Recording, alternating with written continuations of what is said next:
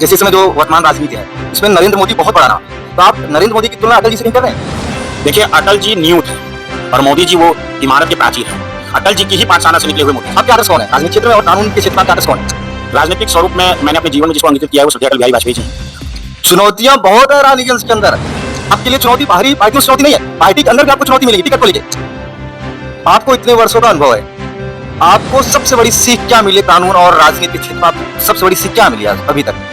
कि आप supreme court में वकालत भी करते हैं और आप 2002 से वकालत कर रहे हैं, क्या आपकी पृष्ठभूमि जनता को फायदा देगी? क्या कोई, जैसे आप राजनीतिक क्षेत्र में जैसे अटल जी को मान रहे हैं, जैसे कानून के क्षेत्र में कोई एक स्पेशल नाम होगा ना? हाँ, राम जेठमलानी साहब का है ना।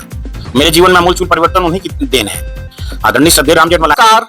आप देख रहे हैं हिंदू राष्ट्र 3.0 और मैं आपके साथ हिमांशु मिश्रा।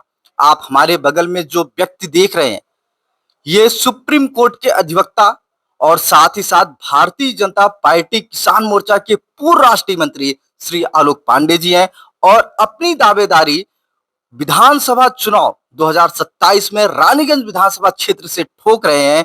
आइए आज आप सबके सवाल, जनता के सवाल, रानीगंज के लिए क्या करेंगे, रानीगंज के लिए इनका लक्ष्य क्या है, सब कुछ पूछेंगे। कैसे हैं आप?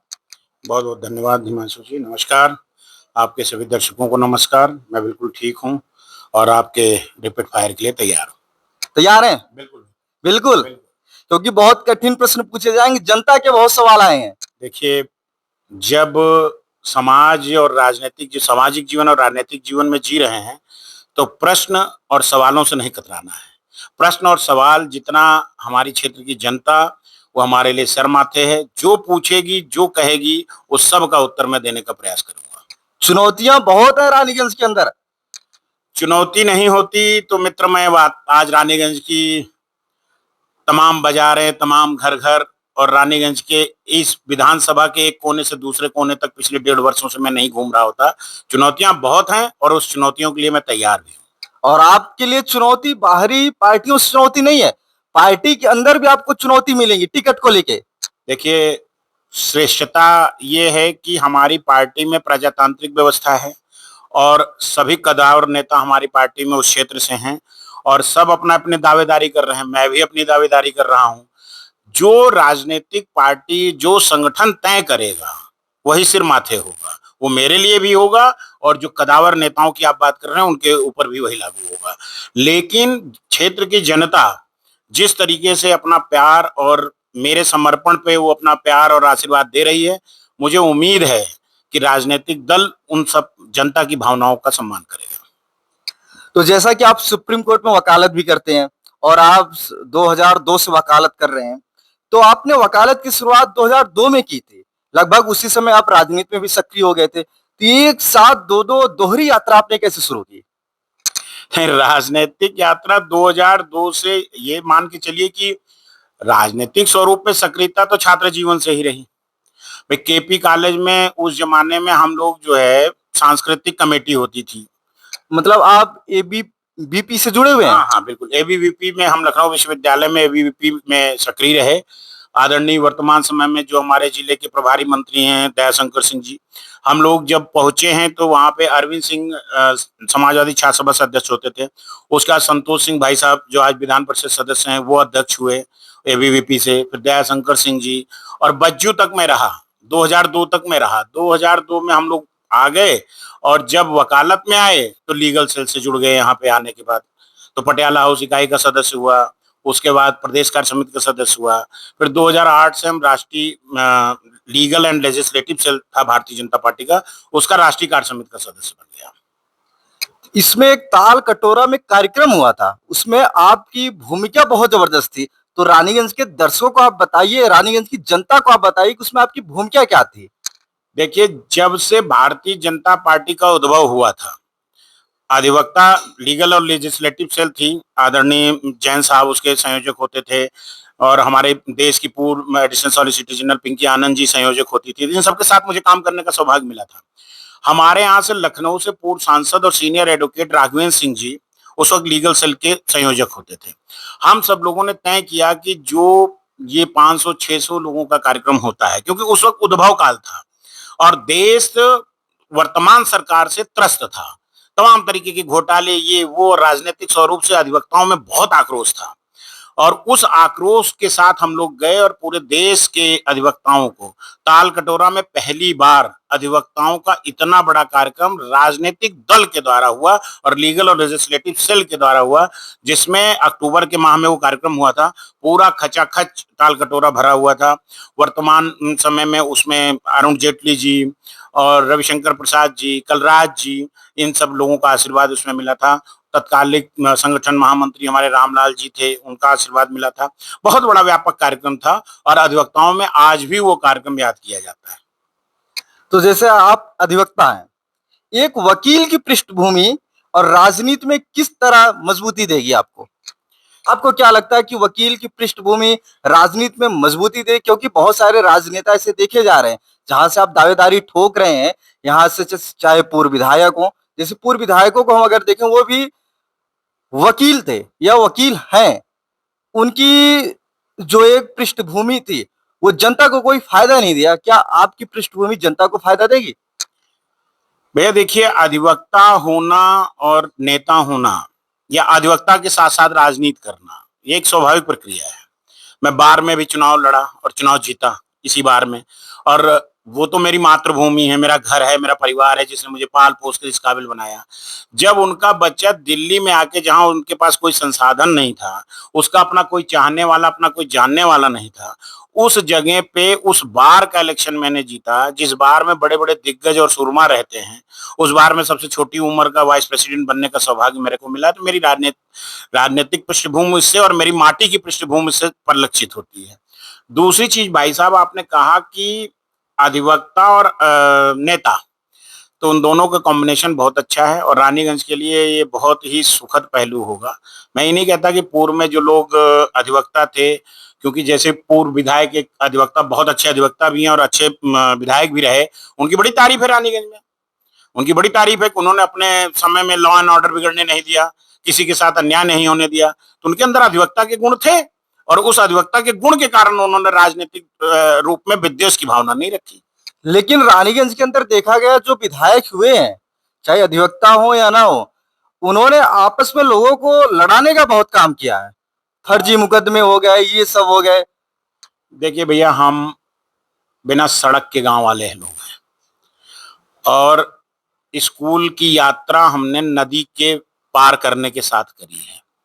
और 4 महीने हमारी माँ की सांस अटकी रहती थी कि चिलबिला हो जा, महुली हो जा, नदी जिंजा, खीरीवीर की जिंजा। तो इसलिए भैया मेरा ये मानना है कि अगर मुझे ये सौभाग्य मिला तो एक आदर्श विधानसभा के रूप में रानीगंज को बना के दिखाऊंगा, जहां पर फर्जी मुकदमों के लिए कोई स्थान नहीं होगा, जहां राजनीतिक विद्वेष की कोई भावना नहीं होगी, जहां पे प्रजातांत्रिक मूल्यों का संरक्षण होगा और रानीगंज विधानसभा में निवास करने वाला किसी भी राजनीतिक दल का व्यक्ति हो, किसी भी पार्टी का हो, मेरा विरोधी हो, मेरा समर्थक हो या किसी भी तरीके का हो, अगर वो रानीगंज विधानसभा में रहता है तो उसका सम्मान उतना ही होगा कि जितना मेरे समर्थक का सम्मान होगा उतना ही विरोधी का। और कोई भी मेरा विरोध कर सकता है, वहां पे कोई मुझसे सवाल कर सकता है, इसलिए कि कोई किसी के साथ चला गया, कोई किसी के साथ है, उसके लिए कभी भी उसके साथ कोई विद्वेषपूर्ण कार्रवाई नहीं होगी।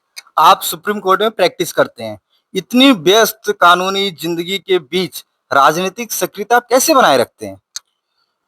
ये भी आप ही सब और पूरे विधानसभा के जो माताएं बहनें हैं उनका आशीर्वाद है कि हम लोगों के पास मेहनत के अलावा कुछ नहीं होता है। जो भी प्रदेश में हैं, जिसके भी बच्चे प्रदेश में हैं, वो अपनी मेहनत के दम पे ही अपने आप को स्थापित कर रहे हैं। और मेरा सौभाग्य ये भी है कि मेरी पत्नी, धर्म पत्नी भी अधिवक्ता हैं, तो हम दोनों ने मिलके ही शुरू से मेहनत करी है। तो ये हो गया कि मैं थोड़ा राजनीतिक रूप में इन 2-3 सालों में और सक्रिय हो गया और वकालत में वो ज्यादा सक्रिय हो गई। तो मिलजुल के, और एक अच्छी सी टीम है हमारे पास, जो क्योंकि भाई देखो 24-25 साल हो गए वकालत करते हुए, तो एक बड़ी स्थापित सी टीम हमारे पास है। वो स्थापित सी टीम हमारे मॉनिटर पे। और दूसरी चीज क्या है कि हाईटेक जमाना कर दिया है। मोदी जी के राज में भारतीय जनता पार्टी जब 2014 में शासन में आई, उसके बाद से जिस तरीके से डिजिटल इंडिया पे काम हुआ है, तो मैं बताऊं हिमांशु जी, मैं प्रतापगढ़ में रहते रहते भी सवेरे 12 बजे तक अपनी कोर्ट अटेंड कर लेता हूँ, क्योंकि हर हर कुछ बीसी पे है आजकल। तो और फाइलिंग भी बीसी पे। और दूसरी चीज क्या है कि जब आपके पास टीम होती है और आपकी खुद धर्म पत्नी, आप मतलब अधिवक्ता हैं वो, तो सारा काम वो संभाल ले रही हैं। तो मुझे ऐसा अपना उन्होंने छोड़ रखा है कि जाओ अपनी माटी, अपनी मातृभूमि की सेवा करो।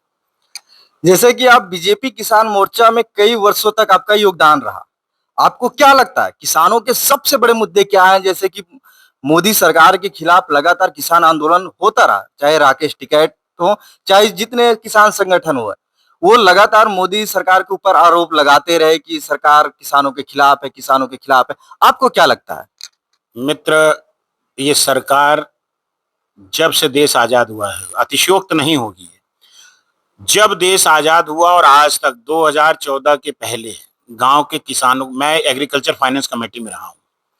आदरणीय धनखड़ जी जब राष्ट्रीय अध्यक्ष थे किसान मोर्चे के, तो मैं एग्रीकल्चर फाइनेंस कमेटी में रहा हूँ। विजयपाल तोमर जी के साथ में रहा हूँ, विजय और बीरेन्द्र सिंह मस्त जी के साथ रहा हूँ। 3 राष्ट्रीय अध्यक्षों के साथ काम करने का सौभाग्य मुझे किसान मोर्चा में मिला है। मित्र, यूरिया के लिए लाठी डंडे चलते हुए हमने देखे हैं, और खुद पंजाब में चंडीगढ़ में हम लोगों ने कपड़े उतार के आंदोलन किए थे।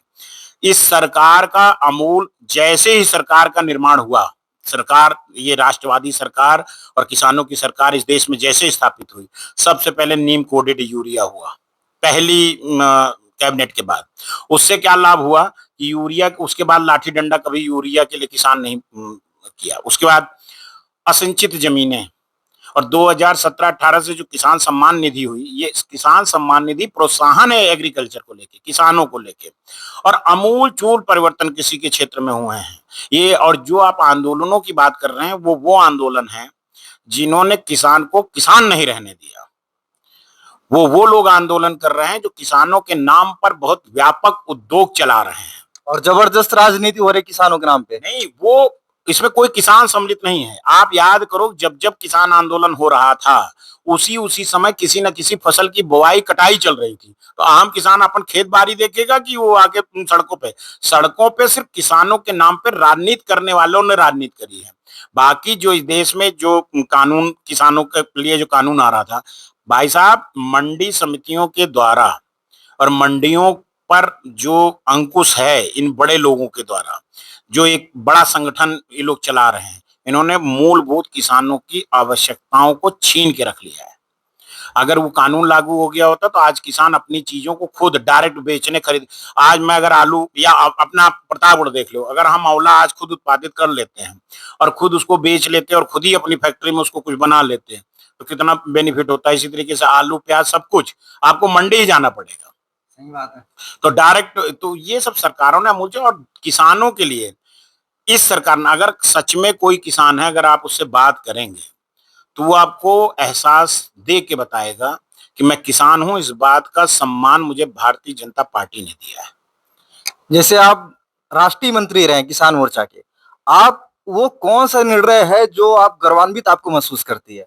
सबसे पहला निर्णय है कि इस देश में तिलहन दिलहन इन फसलों पे जो प्रोत्साहन हुआ।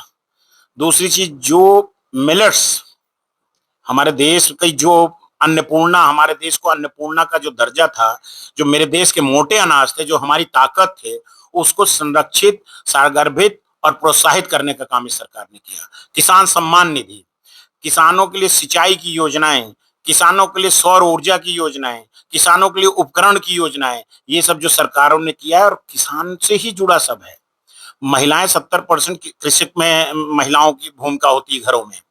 हम उपजाते हैं, हम काटते हैं, संरक्षित और उसको पोषित करने का काम घर की महिलाएं ही करती हैं।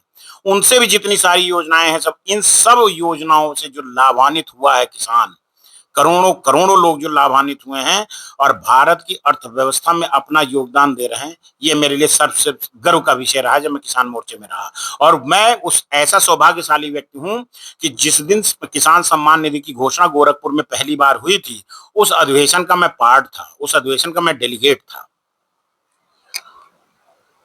आपको इतने वर्षों का अनुभव है, आपको सबसे बड़ी सीख क्या मिले कानून और राजनीति के क्षेत्र में? आपको सबसे बड़ी सीख क्या मिली आज अभी तक?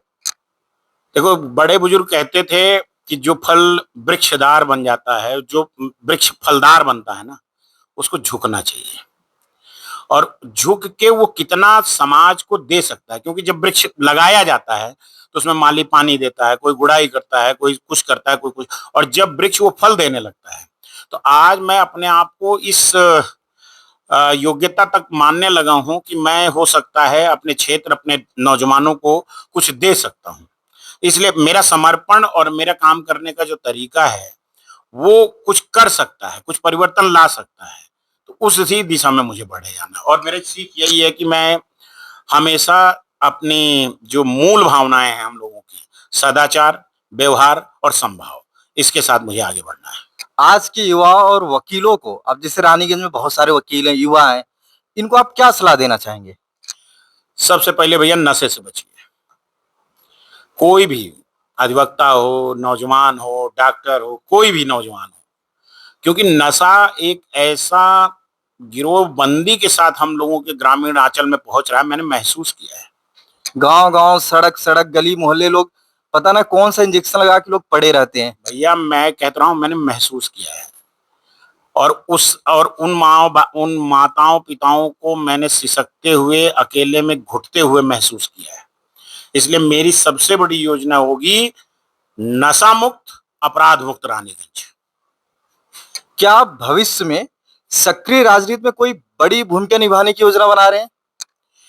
कोई भी आदमी जब राजनीतिक सामाजिक जीवन में होता है तो उसकी महत्वाकांक्षा तो यही होती है और मेरी भी अपनी एक महत्वाकांक्षा है कि मैं अपने माटी अपने लोगों की सेवा कर सकूं और उसके लिए मैं अपने आप को समर्पित भाव से अपने क्षेत्र की जनता के बीच में अपने क्षेत्र में समर्पित करके रखा हूं।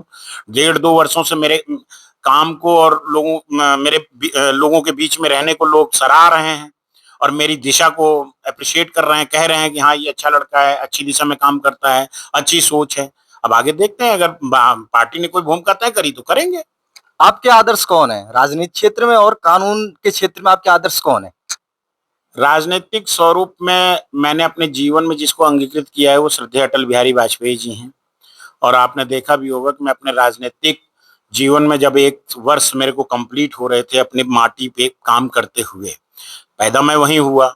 उसके बाद क्योंकि रोजी रोटी तलाश में सारे लोग भटके, हम भी भटके और लेकिन जब मेरे को मौका मिला तो मैंने अपने विधानसभा के सबसे सुदूर क्षेत्र में जाके उस ग्रामीण अंचल में जहां राजनीतिक स्वरूप में भी कोई बड़े कार्यक्रम नहीं होते, वहां मैंने श्रद्धेय अटल जी का जन्मदिन मना के अपने क्षेत्र के कार्यकर्ताओं के बीच में, वृद्धों के बीच में मैंने आशीर्वाद मांगा कि श्रद्धेय अटल जी का जन्मदिन इस तरीके से हम मना रहे हैं कि उन्हीं को प्रेरणा स्रोत मानते हैं हम लोग और उन्हीं के आदर्शों पर मैं काम करना चाहता हूँ। और कानून के क्षेत्र में आप किसको मानते हैं? कानून के क्षेत्र में देखिए मेरी जीवन में बहुत योगदान रहा लोगों का, क्योंकि जब मैं यहाँ आया या कोई, जैसे आप राजनीतिक क्षेत्र में जैसे अटल जी को मान रहे हैं, जैसे कानून के क्षेत्र में कोई एक स्पेशल नाम होगा ना? हाँ, राम जेठमलानी साहब का है ना। मेरे जीवन में अमूलचूल परिवर्तन उन्हीं की देन है। आदरणीय श्रद्धेय राम जेठमलानी जी की ही देन है कि मैं आज जो भी हूँ और इस काबिल हूँ कि आज समाज में अपने आप को सेवा के लिए मैं प्रेरित कर रहा हूँ। तो ये उन्हीं की प्रेरणा है और उन्हीं का आशीर्वाद है। उनके आशीर्वाद से मैं बार का वाइस प्रेसिडेंट रहा और शायद मेरे को ये पहला मैं ग्रामीण अंचल का ऐसा व्यक्ति हूँगा जिसका कोई लीगल बैकग्राउंड नहीं था, लेकिन मेरे जीत की जो पार्टी हुई थी, मेरे जीत का जो जश्न हुआ था वो 2 अकबर रोड पे राम जेठमलानी जी के घर पे हुआ था। बहुत बड़ी उपलब्धि है आपके लिए। हाँ, ये मेरे जीवन की सबसे बड़ी उपलब्धि है कि लीगल फील्ड का लेजेंडर और लीगल फील्ड में उससे बड़ा कोई नाम शायद कोई सोच सकता हो, उन्होंने मेरी जीत को अपने घर पे उन्होंने उसका उत्सव कराया था और अधिवक्ताओं में 3 से 4 हजार अधिवक्ताओं को उन्होंने अपने दरवाजे पे बुला के मुझे इंट्रोड्यूस कराया था कि इस लड़के ने ऐसी उपलब्धि हासिल करी है। जैसे इस समय जो वर्तमान राजनीति है, इसमें नरेंद्र मोदी बहुत बड़ा नाम है। तो आप नरेंद्र मोदी की तुलना अटल जी से कहीं कर रहे हैं? देखिए, अटल जी नींव थे और मोदी जी वो इमारत के प्राचीर हैं। अटल जी की ही पाठशाला से निकले हुए मोदी जी हैं और मैं मानता हूं कि जिस तरीके से हम लोगों के आदर्श अटल जी हैं, वैसे मोदी जी के रग रग और कण कण में अटल जी के विचार हैं और अटल जी। जैसे इस समय हम राजनीति की बात कर लेते हैं, जैसे योगी आदित्यनाथ बहुत बड़ा चेहरा इस समय हिंदुत्व का बन चुके हैं। नरेंद्र मोदी भी जब इस एज में थे तो वो भी हिंदुत्व का चेहरा थे। तो मोदी और योगी में कहीं समानता दिखती है हिंदुत्व को लेके? देखिए, दोनों लोग राष्ट्रवाद सांस्कृतिक विरासत को बचाने में लगे हैं। दोनों लोग भारत की मूल आत्मा और मूल कर्तव्य को लेके चल रहे हैं और भारतीय समाज को इन दोनों नेताओं को, पूरे भारतवर्ष को इन दोनों नेताओं की आवश्यकता है भविष्य के लिए। राजनीति का क्षेत्र या कानून का क्षेत्र, आपके लिए चुनौतीपूर्ण कौन सा क्षेत्र है? दोनों चुनौतीपूर्ण क्षेत्र हैं और खास सबसे ज्यादा कौन सा चुनौतीपूर्ण क्षेत्र? दोनों चुनौतीपूर्ण क्षेत्र इस नाते से हैं कि हम लोग प्रथम पीढ़ी कानून में भी थे, वकालत में भी हम हमारे पहले हमारे घर में कोई अधिवक्ता नहीं था, हम प्रथम जनरेशन थे वकालत में, तो वहां भी उसी तरीके से जो है संघर्ष करके हम अपने आप को स्थापित किए। और राजनीतिक जीवन में तो अथाह संघर्ष है, क्योंकि वहां पे स्थापित लोग भाई भतीजावाद इतना ज्यादा हावी है कि एक आदमी अगर कहीं से भी स्थापित हो जाता है तो वो सोचता है कि दूसरे कार्यकर्ता या दूसरे लोग या और कार्यकर्ता उनके लिए स्थान नहीं है, वो सिर्फ हमारे पीछे चलने के लिए बने हुए हैं। ऐसी परिस्थिति में जब आप एक वेग के साथ आगे बढ़ते हो तो आपको सिर्फ आंतरिक चुनौतियों से बहुत लड़ना पड़ता है, और खास तौर से स्थापित लोग जो कतई नहीं चाहते हैं कि आम जनमानस से जुड़ा कोई व्यक्ति। लेकिन मैं अपने देश के आदरणीय प्रधानमंत्री नरेंद्र भाई मोदी जी को बहुत धन्यवाद करना चाहता हूं कि उन्होंने हम जैसे तमाम छोटे छोटे कार्यकर्ताओं के मन में ये भरा कि तुम लोग भी इस काबिल हो कि चुनाव लड़ सकते हो, राजनीतिक रूप से सक्रिय हो सकते हो। क्योंकि अभी पीछे ही उन्होंने कहा कि मैं 100 ऐसे नौजवान कार्यकर्ताओं को चुनाव भविष्य में लड़ाऊंगा जिनका कोई राजनीतिक बैकग्राउंड नहीं होगा, तो उसी उम्मीद से हम लोग भी लग गए हैं। मतलब मोदी जी से आप पूरी तरीके से प्रभावित हैं। राजनीति में ईमानदारी रखना कहां तक सीमित है? राजनीति क्योंकि लोग राजनीति में आते ही बड़े बड़े घोटाले करने लगते हैं, जब वो चुनाव नहीं जीते होते तो उनका जो एफिडेविट लगता है लाखों में लगता है, 1 लाख 2 लाख, किसी के अकाउंट में 10,000 है, किसी के 20,000 है।